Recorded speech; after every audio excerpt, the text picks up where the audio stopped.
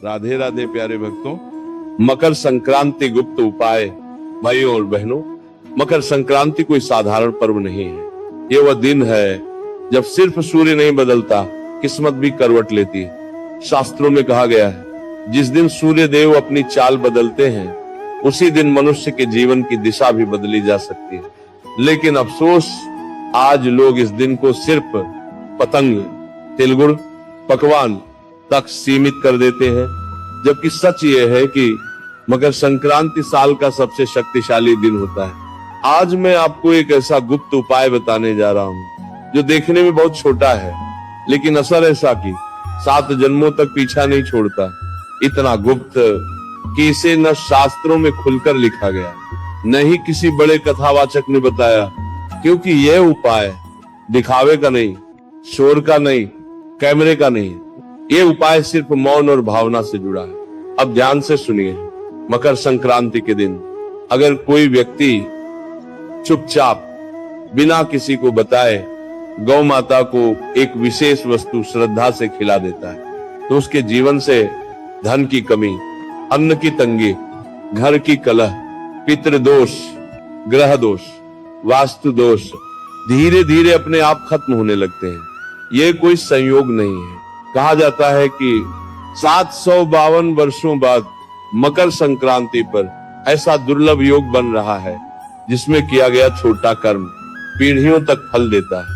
लेकिन एक बात समझ लीजिए, उपाय करना आसान है, पर नियम तोड़ दिए तो असर उल्टा भी हो सकता है। इसीलिए पुराने लोग कहते थे, दान छुपा कर करो, पूजा छुपा कर करो, उपाय छुपा कर करो, क्योंकि मकर संक्रांति दिखावा नहीं, भावना देखती है। अब आता है असली रहस्य।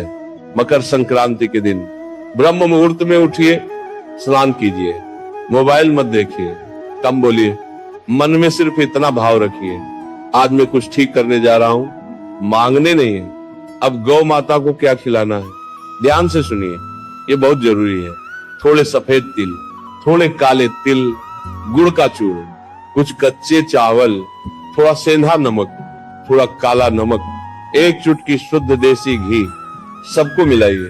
थाली में नहीं, सीधे अपनी हथेली पर रखिए और गौ माता को अपने हाथ से खिलाइए। अगर गौ माता ने आपकी हथेली को जीभ से छू लिया तो समझ लीजिए माता ने आपका कष्ट स्वीकार कर लिया।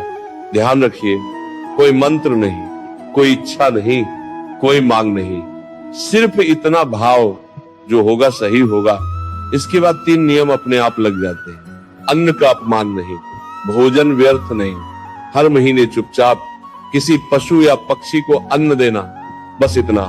अब इसका असर कैसे दिखता है? पैसा आने लगता है, खर्च रुकने लगता है, घर का माहौल शांत होता है, झगड़े कम होते हैं, मन हल्का रहता है, फैसले सही होने लगते हैं। ये उपाय रातों रात अमीर नहीं बनाता, लेकिन जीवन को स्थिर बना देता है। और जहां स्थिरता आती है वही लक्ष्मी टिकती है।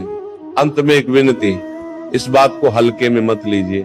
मकर संक्रांति साल में सिर्फ एक बार आती है। अगर इस दिन सही भाव से सही उपाय कर लिया तो आने वाला समय खुद बताएगा कि आपने कितना बड़ा निर्णय लिया था।